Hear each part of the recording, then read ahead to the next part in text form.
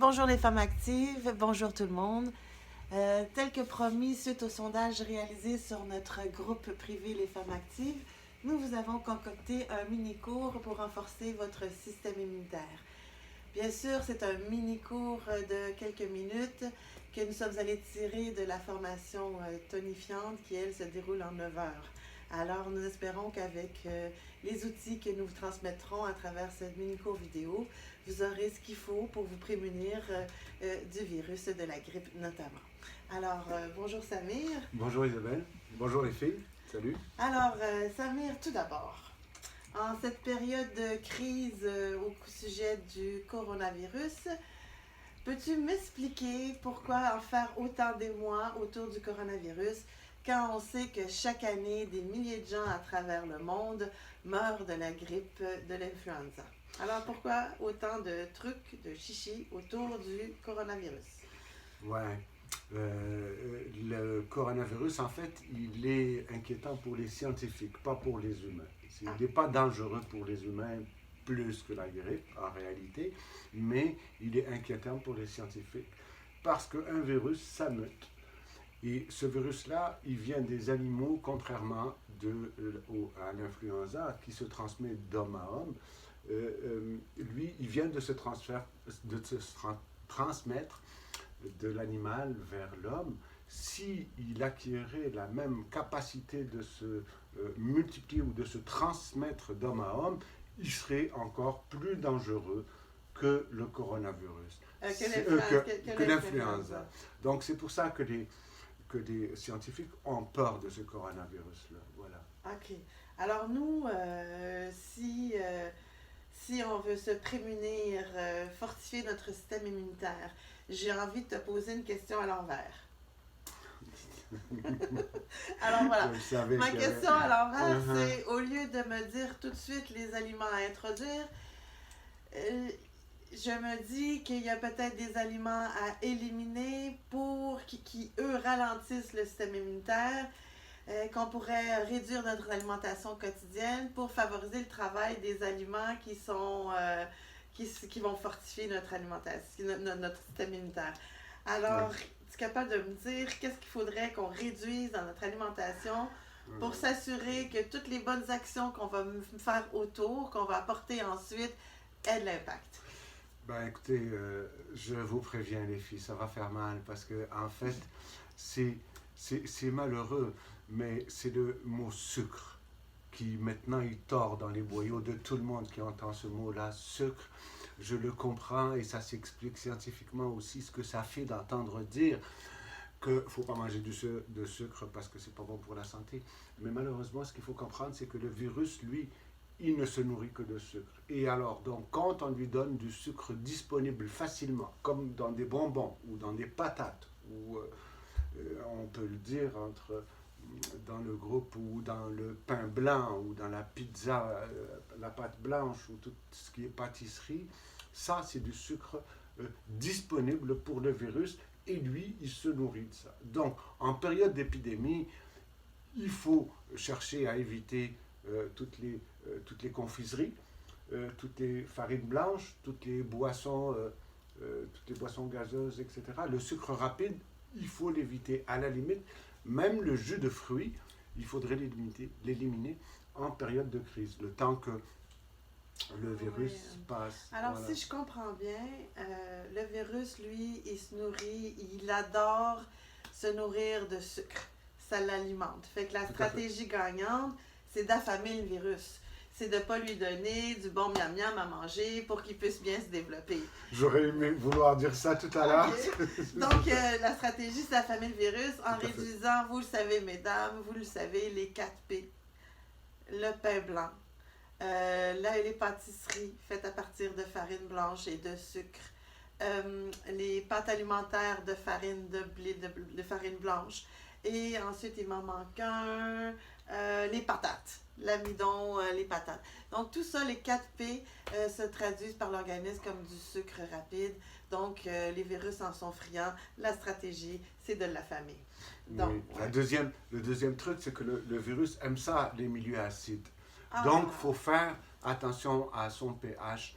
Et donc, le pH eh ben, le pH, les filles qui ont suivi le cours, ils ont une idée de ce que c'est, mais tout ce qui n'est pas bon pour la santé et qu'on aime beaucoup, ben, ça acidifie le corps, c'est simple. C'est aussi simple que ça. Donc, les bonbons, viande et dérivés, tout ce qui descend de la viande.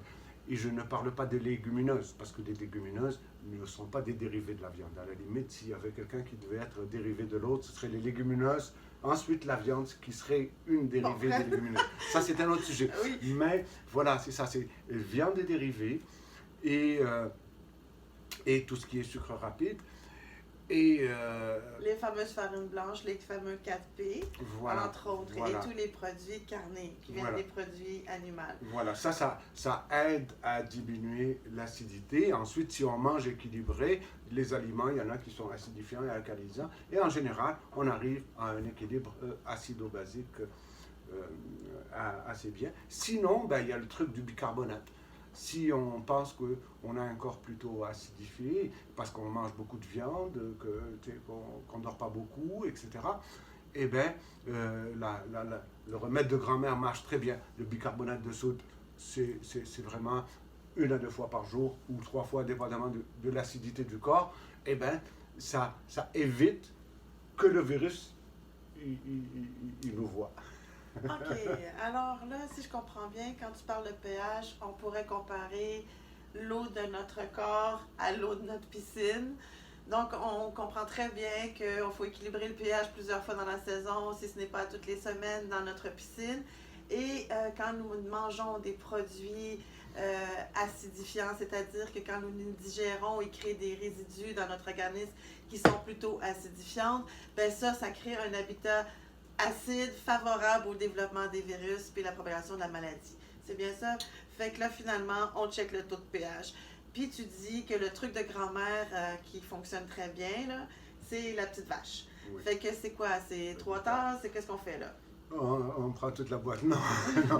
On parle de à peu près, vous pouvez aller voir sur Internet, On est sur Internet, chef. une demi-cuillère à thé dans un verre d'eau, 1 à 2 à 3 fois par jour, sur 1 à 2 semaines. Il faut checker les informations pour chacun, évidemment, si vous avez des conditions particulières.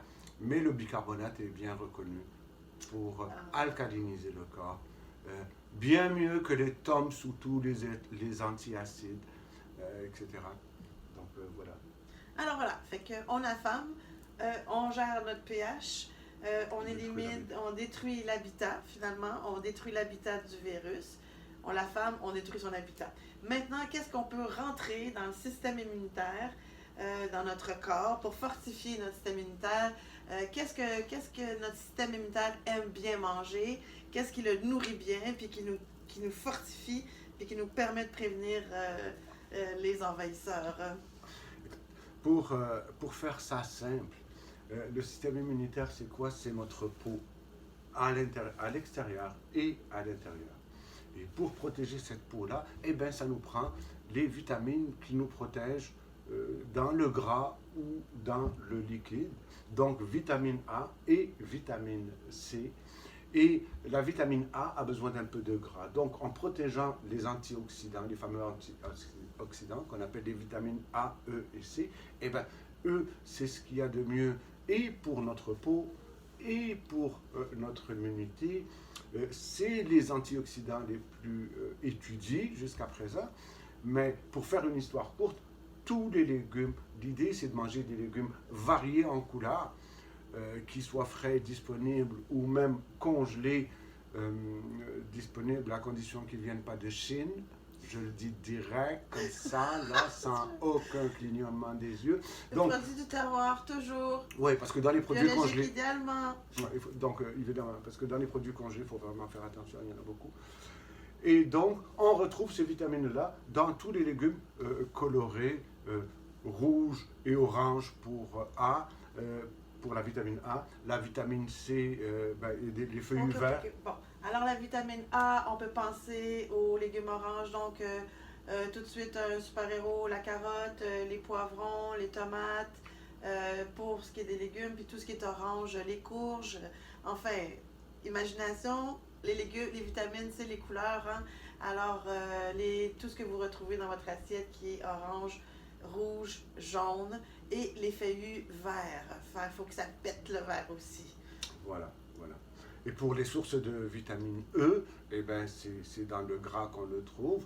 Dans les végétaux, ben, les meilleures sources, évidemment, c'est les olives et les avocats. Je voudrais dire qu'au niveau légumes, c'est tout, ça s'arrête là.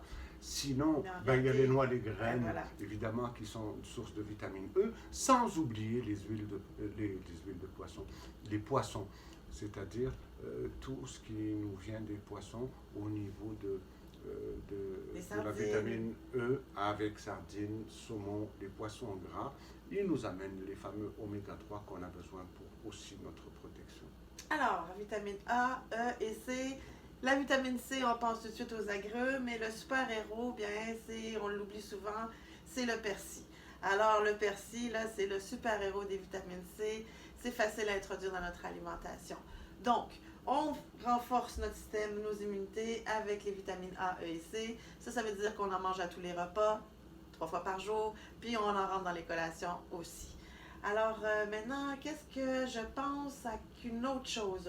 La leucocystose digestive. Oh, oui, d'accord. Alors évidemment, on vient de parler des antioxydants, A, E et C, c'est des vitamines. Et en général, les vitamines sont altérées par quoi? Par la cuisson. Ce qu'on sait sur la cuisson, c'est qu'à chaque fois que je mange cuit, mon taux de globules blancs, le fameux mot qu'elle vient de prononcer là, c'est mon taux de globules blancs qui augmente. Si à chaque fois que je mange cuit, mon taux de globules blancs augmente, ça veut dire que mon système immunitaire est occupé à se défendre des aliments à la limite, c'est-à-dire les défaire aussi bien que combattre les pesticides et les choses qu'il y a par-dessus. Donc, si mon système immunitaire est stimulé ou on lui demande de faire travail à chaque fois qu'on met quelque chose dans la bouche, alors il est normal que mon système immunitaire ne puisse pas me défendre contre la grippe ou contre le reste des choses. Donc pour éviter cette leucocytose, c'est ça, pour éviter ce mot-là, ce phénomène-là, on suggère on reconnaît que si 80% de mon assiette est faite de légumes crus qui contiennent des bonnes vitamines encore vivantes dedans, et bien, même si je mange un steak à côté, un petit steak qui ne soit pas trop gros, eh bien, je n'ai pas d'augmentation de globules blancs et c'est considéré comme cru. Ce repas-là est considéré comme cru. Peut-être pas vivant, mais cru. Alors, si je comprends bien, la leucocytose digestive, c'est que quand je mange un aliment qui est cuit, qui est transformé, mon système immunitaire se met en branle pour reconnaître ce que c'est, puis pour voir si ce n'est pas une menace pour mon organisme. Pendant cette période-là, il ne s'occupe pas de me prévenir mon corps contre le virus ou de travailler lui-même sur le virus qui est déjà en place ou les bactéries qui m'attaquent. Donc, si je mange 80% d'alimentation de mes aliments crus, ça va aider mon organisme à vibrer davantage. Parle-nous des chiffres à ce niveau-là. Oui. Pour vraiment donner une image claire là, de ce que ça peut apporter. Ouais. Ça, c'est une théorie dans laquelle j'aborde totalement, et d'ailleurs les neurosciences vont bientôt agréer ce que je dis. C'est qu'un scientifique, André Simonotan, il y a quelques dizaines d'années, a fait des recherches, a étudié les vibrations des aliments. C'est-à-dire un aliment qui est cuit, qui est cultivé aujourd'hui, un aliment qui est cultivé il y a une semaine, comment on peut mesurer les déperditions qu'il peut y avoir? Ou un aliment qui est cultivé en Chine et lui qui est cultivé ici, comment on peut dire qu'est-ce qu'il y a de différence? On ne peut pas au niveau glucides, lipides, protéines, vitamines, minéraux, toutes ces affaires-là, ils sont égaux, ces deux aliments, qui ont été cueillis, un il y a une semaine et l'autre aujourd'hui. Au niveau technique, ici, on n'a pas d'appareil de mesure, on n'a pas d'unité de mesure. Lui, André Simonotan, il a essayé, un peu comme pour photographier les lumières, le cercle chromatique, etc., à mesurer le taux vibratoire des aliments. Et donc, il a répertorié des aliments, mettons cueillis tout de suite, qui ont un certain taux vibratoire, Ceux qui ont été cueillis un peu plus tôt, eh ben, ils ont un autre taux vibratoire. Ceux qui sont en canne ont un taux vibratoire nul, parce qu'il n'y a plus rien dedans. Ça, tu sais. Et même les humains, donc une personne, un organisme avec la grippe, vibrerait aux alentours de 3750 angstroms. Angstrom, c'est une unité de mesure, comme le mètre ou le millimètre. Très petite, évidemment.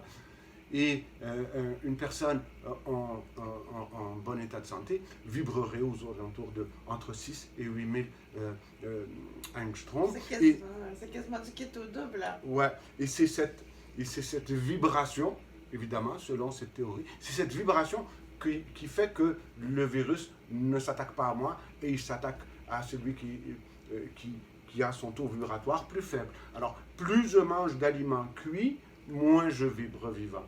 C'est un peu ça l'idée du de manger un peu plus cru. Voilà. Bon, bien sûr, c'est pas demain matin que tout le monde va virer crudivore, là, mais ce que ça veut dire, c'est que essayez au plus possible de faire vos légumes d'accompagnement crus pour accompagner vos plats, puis ça sera déjà tout ça de gagné. Optez plus pour des fruits et des légumes congelés plutôt qu'en conserve, parce qu'en conserve, il n'y a plus rien de très très vivant là-dedans. Alors voilà. Donc, on a fait pas mal le tour. Et aurais-tu quelque chose à ajouter? Peut-être, oui, la trousse de premiers soins. Tout à fait. La trousse de premiers soins. Ben là, tu as fait une vidéo avec ça. Ah oui, j'ai fait une vidéo qui résume plus précisément en longueur, une vidéo de 4 minutes qui est vraiment en précision. On va voir à l'intérieur du panier. Mais en réalité, la trousse de premiers soins, c'est des légumes et des fruits essentiellement de vitamines. De tous les jours. Oui, de tous les jours, qu'on peut retrouver partout. Alors, vous allez retrouver la deuxième petite vidéo de 4 minutes, mais je peux vous les résumer vite fait. Alors, les légumes, on va spécialement avoir tous les jours dans le réfrigérateur des carottes, des poivrons, des tomates. Oui. La magie de la télé. La magie de la télé. On va avoir pour la vitamine C toujours le persil. Le persil, oui, il va très bien, chef. Tu peux t'asseoir. Ok, d'accord. Voilà. Le persil. Elle me connaît, le persil, les agrumes, le citron, les pamplemousses, les oranges. Les poivrons de toutes les couleurs, toujours privilégier le rouge, le orange, le jaune et beaucoup de feuillus qu'on n'a pas ici. La vitamine E, ici on la retrouve en fruits, en l'avocat et en huile d'olive qu'on met partout. Et les antiviraux naturels qu'on retrouve en faisant des concoctions, des tisanes d'ail, de gingembre, de curcuma et des oignons, ne pas oublier les oignons. Ici s'ajouterait, les fines herbes qu'on ajoute, le romarin, le thym. Ici s'ajouterait l'huile d'olive, j'en ai parlé. Les kéfirs que vous allez pouvoir voir dans notre vidéo de 4 minutes. Alors le kéfir de lait, le kéfir de fruits. Qu'a ajouté là-dedans les abeilles. Les produits des abeilles, évidemment, la gelée royale, il faut comprendre. La gelée royale est un puissant, un complément alimentaire très puissant qui a beaucoup de vertus surtout en cas d'épidémie. Je pense que tu peux déposer le panier. Voilà. Alors, sur ce... ça, si je récapitule, là, je ne parle pas... je vous ai lancé vite fait les fruits, le panier, la trousse de premiers soins, mais je vous rappelle qu'il y a une vidéo de 4 minutes spécialement pour ça. Et j'ajoute que nous allons vous faire des capsules culinaires avec cette trousse de premiers soins pour varier les transformations alimentaires et avoir du plaisir à se prémunir contre les virus. Si tu me permets de résumer tout à fait, les 7 clés dont tu as parlé aujourd'hui, c'est fermer la porte au virus. Je me lave les mains plusieurs fois. À chaque fois que je touche une poignée, n'oubliez pas, le virus reste vivant 24 heures sur une surface. Alors, il suffit que quelqu'un soit passé, atchoumé, peu importe, qui ait touché son visage, qui ait touché la poignée, et puis paf, vous la contractez. Donc, on se lave régulièrement les mains. Je sais, les spécialistes n'arrêtent pas de leur dire. Une autre stratégie aussi pour fermer la porte, c'est se gargariser, un truc de grand-mère. Tu dirais quoi, toi? Une tasse d'eau tiède Une tasse d'eau tiède avec du sel de mer ou du bicarbonate ou une combinaison des deux pour se gargariser la gorge parce que c'est une entrée des virus et pour se gargariser le nez aussi pour ceux qui sont capables parce que c'est aussi une entrée du virus aussi bien que les mains en fait. Voilà. Donc on ferme les entrées, on affame le virus, on réduit les 4 P, les pains, les pâtes, les pâtisseries et les patates. On réduit cette consommation-là et si on veut en manger, parce qu'il faut quand même manger de la boulangerie, on favorise des farines à partir de grains entiers qui sont complètes. Ensuite de ça, ensuite qu'on a affamé, on va gérer l'habitat. Donc on va réduire, on va équilibrer notre pH, on va favoriser des aliments qui vont être alcalinisants plutôt qu'acidifiants. La liste des produits alcalisants acidifiants se retrouvera sur notre site web bientôt à travers nos chroniques. Alors, on travaille le milieu, on gère le pH. Cinquièmement, on ajoute des aliments riches en vitamines A, E et C. Sixièmement, on essaie le plus possible d'ajouter des aliments crus dans notre quotidien, favoriser des salades d'accompagnement, favoriser des trempettes, vos légumes trempettes et ainsi de suite. Et dernièrement, on se prémunit de notre trousse de premiers soins composée de vitamines A, E et C. Et je vous rappelle là-dessus qu'on va venir avec des capsules culinaires pour vous soutenir dans votre transformation alimentaire. Alors, chef Samir, merci beaucoup pour tes informations. Comment tu dis ça? Comment je dis quoi? Ouais, la vitamine A, E et C, c'est comme s'il n'y avait que ça là-dedans. Non, mais ce qu'on veut dire, c'est que dans la variété, c'est ça qu'on voulait passer par le terme A, E et C. C'est pas ça qui compte parce qu'il y en a tellement d'autres ingrédients donc, qu'on ne connaît même pas à la limite. Donc, variez votre alimentation, mangez beaucoup plus de légumes. Et voilà. Tout devrait être beaucoup mieux aller. Vibrer très, très fort, quoi. Donc, j'espère que la vidéo vous a plu. Si vous avez d'autres questions, je vous invite à les partager ici en commentaire. Nous nous ferons un plaisir d'y répondre. Suivez nos prochaines capsules culinaires pour avoir des idées de transformation alimentaire, surtout pour cuisiner l'ail de différentes façons. Cuisiner les oignons, comment je peux en manger à tous les jours, des oignons, alors des carottes, le persil et ainsi de suite. Et revenez-nous très prochainement sur le groupe des femmes actives pour rester à l'affût du prochain webinaire qui aura lieu au mois de mars. Pour s'y inscrire, il faut faire partie du groupe Femmes actives pour être en lien direct avec nous. Rejoignez-nous via la page Facebook École Nutri-Cuisine ou demandez à rejoindre le groupe Femmes actives sur Facebook. Notre site web est maintenant en construction.